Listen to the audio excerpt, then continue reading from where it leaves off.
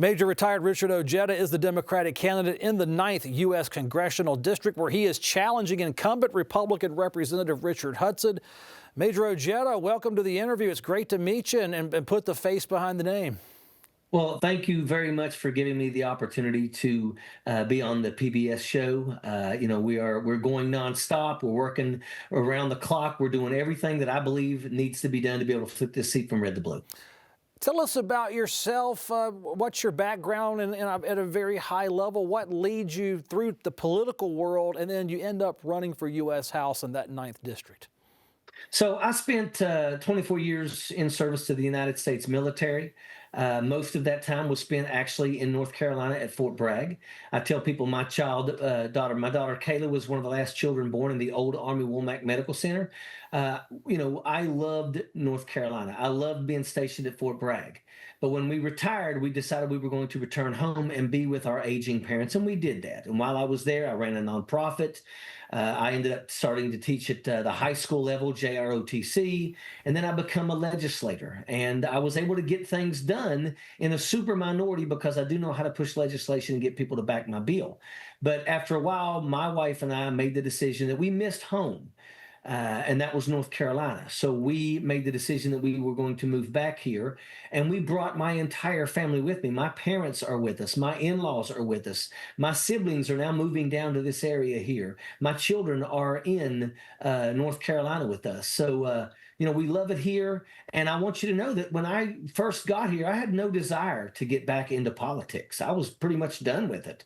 But I started seeing some of the issues that were out there, the attacks on the Veterans Administration, and I started doing some research about who is my representation.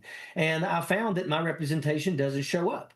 And that bothered me. And I made the decision then that I was going to throw my hat in the ring and I was going to run for Congress. What is that top issue for you? Is it veterans, or is there something else that really pushed you over the top to say, I'm going to challenge Richard Hudson? Well, it starts with veterans. Here's a guy who calls himself the veterans representative and says, I'm Fort Bragg's member of Congress. But he's not doing anything for our veterans. Our veterans and our health care is under attack. And that is absolutely 100% spot on truth. And he's basically just sitting idle on this. And I don't think that's right. But it's not just the VA. It's not just veterans. This has to do with affordability. This has to do with corruption in Washington, D.C. This has to do with our seniors, how we absolutely need to protect these people so that they can grow old in dignity. And what we are watching right now is attacks from everywhere. And the only people in this country that feel like they're able to keep their nose above the waterline are the filthy rich. The rest of us are just expected to just drown in this, and it's unacceptable. We need people in Washington, D.C. to fight for the working class. You just explained why you had the reasons you were running, but what are voters telling you as you go out there and shake hands across that district? What's on their minds? VA for you, certainly VA for many of them, but what else? It's their farms. It's being able to maintain their farms. Worried about these data centers coming. We're talking about grocery prices. I mean, the price of gas. People cannot afford this. And this is all happening in a time when our government that right now is being ran by a bunch of buffoons are attacking things like SNAP benefits and welfare and things that the people at the bottom desperately need. We need to have some fighters for the people because we're not seeing that. Let me ask you about some of the federal benefits. Were COVID benefits passed during a historic time in this country, not unseen since the pandemic of 1918, and they supposedly were always going to be temporary benefits. Did you see that once they were expanded, it becomes a national need to keep it at those levels, or do you see it as a true cut that they've gone back to what pre-COVID funding might have been? I don't really have. I'm not going to sit here and spew word salad on that question there, But I know that people are struggling. See, I'm going throughout this district. I'm putting boots on the ground everywhere, and everybody that I'm talking to, it's an affordability issue. It's an issue in reference to their farms and their water. It's data centers that are potentially getting ready to pop up. People are worried about this. People are worried, that they're not getting raises but the prices of everything is on the rise. And we've got parents right now that are sitting at their kitchen table at night, and they're asking each other, which bill do we pay this month, and which bill do we pass off to next month? You got people that are standing in the grocery stores and they're doing math in their head because they're scared that when they get up to the cashier, they're going to have to put things back because the price went up. That's what's going on right now in this country. And we need people that are willing to go and fight to try to help and solve these issues. And I don't have the answer to all the questions, but the one thing that I can promise you is that I will surround myself with the right people to make sure that every single thing that I say has been researched and is the absolute stance that we believe in wholeheartedly. Is there any topic, you as a Congress member, if you go up there and majorities change, is there one thing the federal government can do or budget writers can do that would bring affordability more aligned with people's paychecks, as you're saying? Because if everything is high price, how can anything get it down across the board? I mean, at the end of the day, I think that that's absolutely something that we have to figure this out. We've got to figure out how we can reduce the prices of things, and that's what I'm committed to do. When people can't afford food, what are they going to do? When we attack the people at the very bottom, it's time for us to actually do something for the people. Let's tax the wealthy. Let's remove the cap on Social Security so that Social Security will be here for us forever, for our children. These are the things that we need to be doing to make sure that we prepare for the next generation. We should be doing everything in our power. We should allow Medicare to negotiate drug prices. Right now, you've got elderly people that can't put food on the table. And when they're choosing between food and medicine, it's not a winning situation there. We can do those things. We can end the corruption in Washington, D.C. These people, they're playing stocks, and they should not be allowed to play stocks. We've got to stop this corruption that has taken place. I am dealing with things. I look at things in buckets. My first bucket is affordability. And one of the things that I really, really want to do to basically help that is I want to make the first $45,000 that everybody in this country makes to be tax-free. Now, you may make more money than that, and you may think that's not a big deal, but ask a teacher, ask a firefighter, ask a police officer, ask a school service personnel what would happen if we made the first $45,000 tax-free. It would be life-changing for these people. We need to raise the minimum wage. We need to maybe even tie minimum wage to the cost of living. So if the prices of groceries go up, well, guess what? The price of the minimum wage has to go up. We need to support unions because unions also fight for better wages for their people. We are living in a world right now where a CEO is making 300 to 3,000 times more than the highest paid worker that they have. We need unions. We need to support unions because unions not just fight for safety on the job, they also fight for better pay and opportunities for their people. So these are the things that we must do.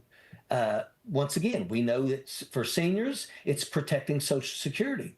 It's making sure that we can allow Medicare to deal with the prices because my mother has one medicine that costs almost $1,000 a month. Now, my mother lives with me and I take care of my mother, but she only gets about $850 a month on her Social Security. So she would not even be able to afford the one pill in the meds that she takes. So we've got to fix this. A couple of things.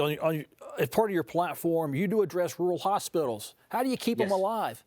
Well, we must not kill Medicare and Medicaid because you got to understand that those rural hospitals rely on those reimbursements. So if they go in there and they gut those programs, that rural hospital is no longer going to get that money. When a person is poor and they don't have adequate health care, the one place that they can go is the emergency room. But the taxpayers end up paying for that bill. If they kill those capabilities, rural hospitals, they're going to have to close. They're all for-profit hospitals. That's the way that it is.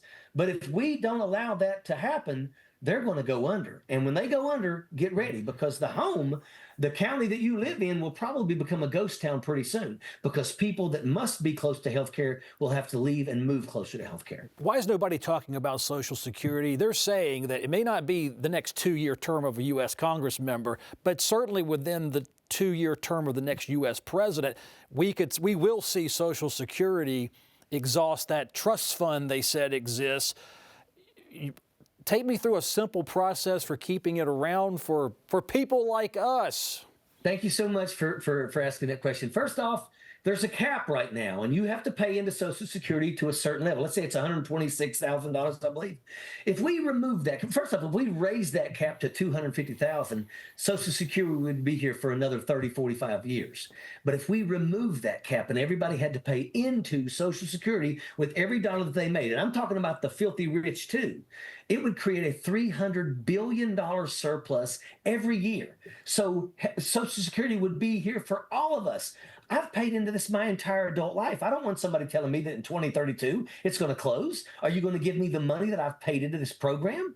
I mean, we must do what we can to keep this program alive. This is a promise that our government made to the elderly, and it is something that we must continue because people desperately need this. There's also something that we could do in this country is we could provide a 5% wealth tax on everything over $1 billion. That right there alone would create $4.5 trillion every 10 years. Now, we're $40 trillion in debt, but imagine if we had $4.5 trillion and we used it for the people, not giving it to the rich, not finding ways that we can create more tax breaks for the people that already have more money than they could spend in 1,000 lifetimes. Look, the working class citizen in the United States of America has carried this country on our backs ever since Ronald Reagan said trickle down economics, and nothing ever trickled down. They just got bigger plates to catch it all. Look, it's time for us to hold the billionaires accountable, and the multimillionaires, they can afford to pay their fair share. It's time for that to happen. We've got to start looking at the working class people. We've got to elevate people's lives. People like teachers, firefighters, police officers, first responders, school service personnel. These are people that we absolutely need in this country, and it's time for us to start putting them first. Yeah, we have a couple of minutes left. Okay, Social Security, you have a plan. Now, you say accessible health care for all. Now, some candidates are out there in other states running on Medicare for all. I've had candidates come interview me running for North Carolina going, let's improve the Affordable Care Act or Obamacare. What needs to happen holistically with the U.S. health care market? Is it through Affordable Care Act improvements, or do you want Medicare for all or some other universal health care? I mean, at the end of the day, I'm willing to listen to everything, but I want affordable health care. I want to make sure everybody in this country has coverage and they can afford it. This is the thing, too, is that we've got a lot of people in Washington, D.C., to include my opponent, who takes an awful lot of money from Big Pharma. $275,000 is what we've already seen that he's taken from Big Pharma. And he votes for them. The same thing with the insurance industry. He votes for them. The truth is we need somebody that's actually fighting for the people. Because once again, my opponent is the one who voted to not expand Medicare across or Medicaid in North Carolina. So that right there is unacceptable. He also voted to not cap insulin at $35 a cap. I mean, come on. Really? Is that the path that we're going to go? And he doesn't think that Medicare should be able to negotiate drug prices. You can tell that he's taking money from Big Pharma and big insurance because he votes exactly the way they want him to vote. And I want to go to Washington, D.C., and I want to fight for the people. 1 minute left. If people want to know more, the ones in your district and the ones outside this district would like to know Richard Ojeda. How do we find you online? So you can go to ojedafornc.com. Check me out. I do lives every night at 8:30 on Facebook and YouTube. Look, I am doing everything in my power. We're doing everything right. We are running against a person that really is the one who told everybody no town halls. Look, I want to do town halls. I want to meet with the people. And when I win this, I'm going to show up and put boots on the ground, even if it is to receive scorn for something somebody doesn't like, the way that I voted or something like that. But it's important that we finally have people in Washington, D.C. that will be accountable to the people. And that is what I will do. This is retired Major Richard Ojeda, Democratic candidate in the 9th U.S. Congressional District, challenging incumbent Republican Representative Richard Hudson. Major Ojeda, be safe on the campaign trail. Good luck. Thank you for this interview. Airborne, thank you very much.